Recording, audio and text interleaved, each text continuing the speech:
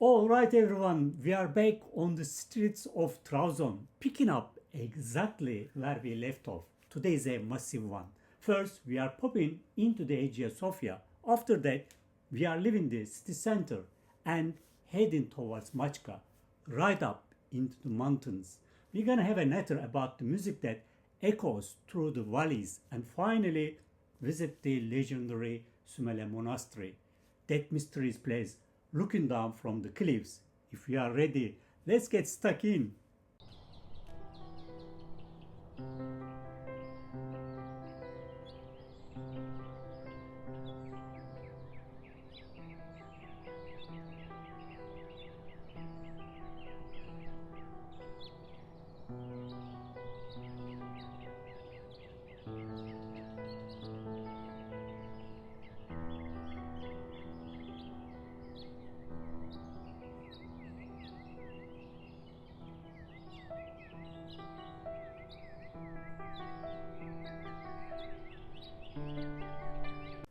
So, this is the Trabzon Hagia Sophia, also known as Ayasofya.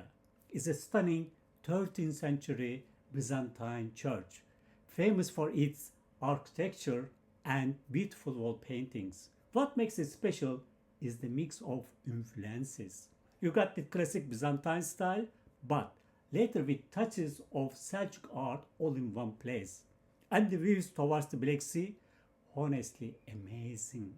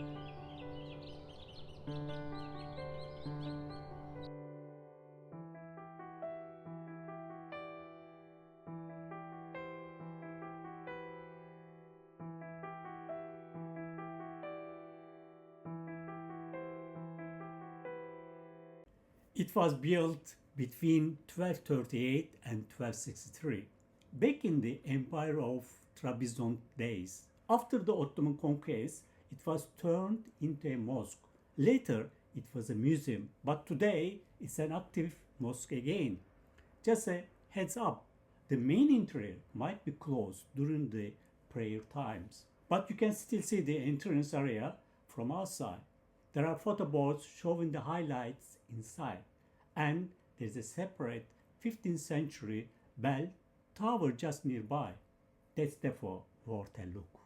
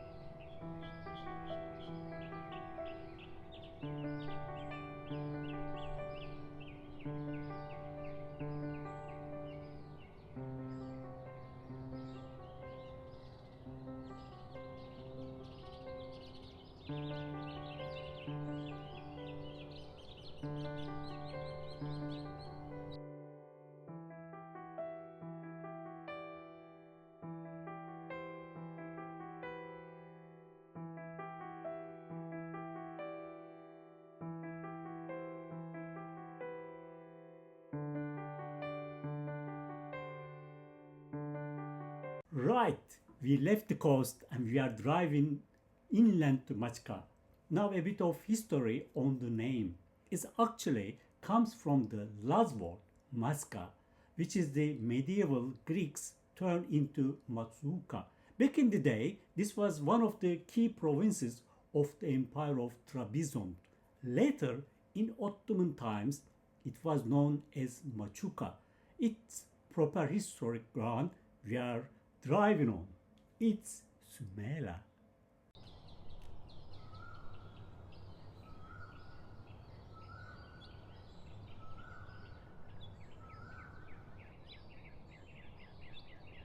All right, before we go into Sümela Monastery, quick bit of context. Let's talk about the people who shaped this place and the whole region, the Pontians. They are often get mixed up with the Greeks of mainland Greece, but they are quite different. They spoke a distant dialect called Romaica and preserved strong, isolated tradition. The Pontians are the descendants of ancient Greek colonists, right? And indigenous Anatolian peoples who lived in this Black Sea region for thousands of years.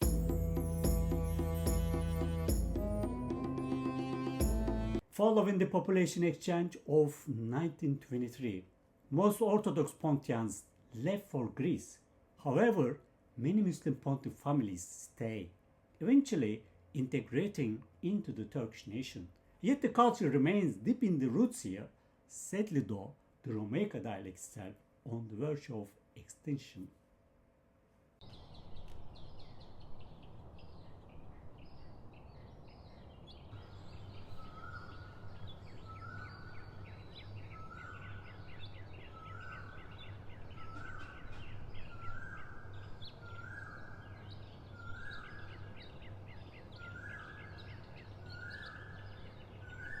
You can't talk about this place without talking about the music.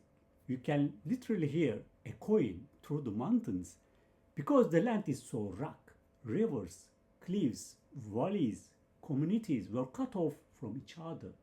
That means the music in East sound different from the West. For example, over in cars, you can hear the influences from the Caucasus.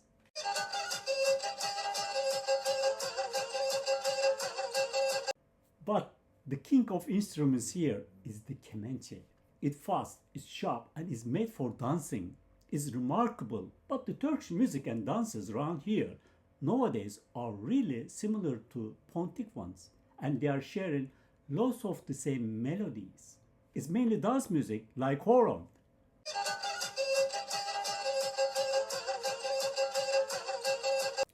Talking about the sound of the Black Sea and Maçka without paying respect to a legend we've lost, Volkan Konak, a true son of Maçka, the voice of the North. The Kemençe carries the old stories in it. Volkan was the modern voice. His song, his poetry, and his unique personality has truly illuminated this land for a new generation. He captured the Black Sea spirit like nobody else, warm-hearted, real, and always keeping the culture alive. That's the main thing, mates, innit?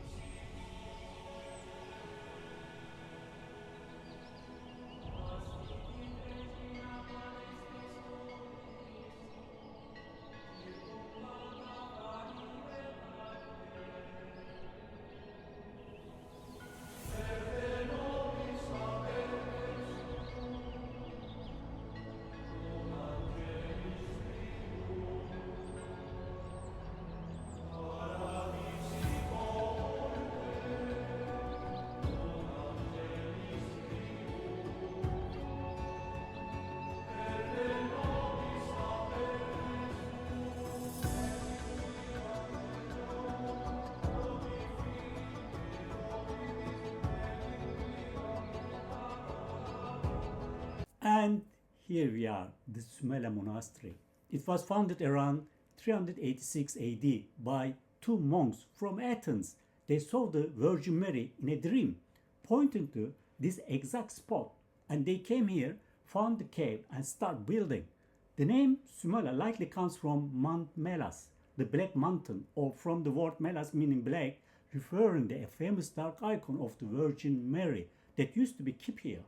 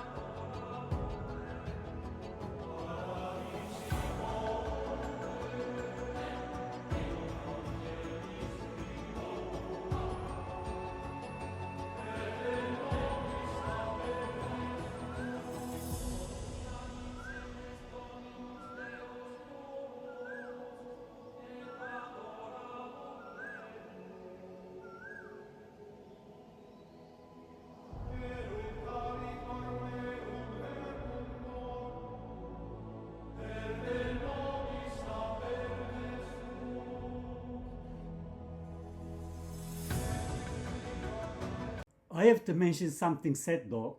This place has survived the ages, but the biggest damage has been done by souvenir hunters and visitors. You look at these ancient walls and see names stretched into them. Yakub was here, Engin loves Nurten, even a heart. I can't get my head around people damaging history we are supposed to protect. Honestly, why? Such a shame, mates.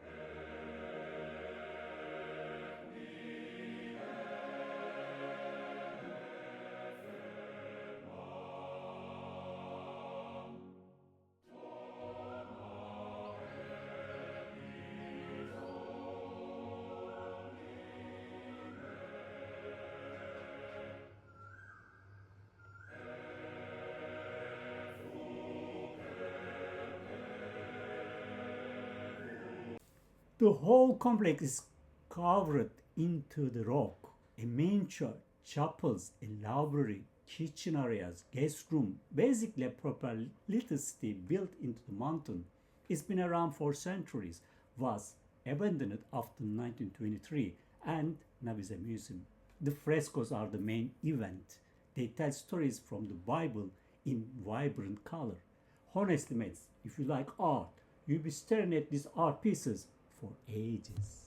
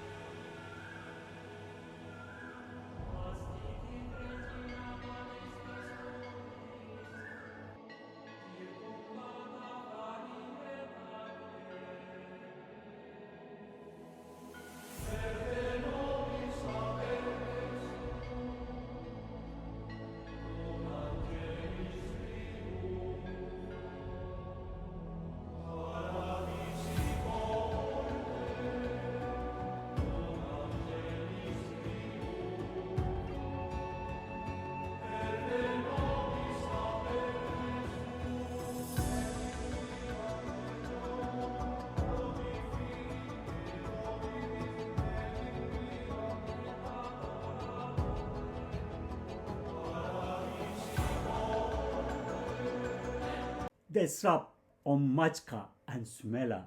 I'm gonna sign off with some famous lyrics from the legend Fuat Saka. But quickly, the phrase Torul Hartaması in the lyrics it refers to the traditional wooden shingles we use on roofs in the region. It's really a cool piece of local history, likely from the Greek and Romaic word hartoma, meaning covering.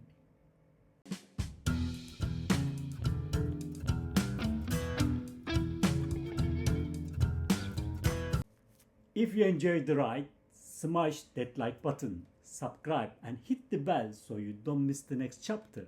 Trust me, we are far from done. Next up, we are climbing into the misty mountains and high plateaus of the Black Sea. Take care. Catch you there.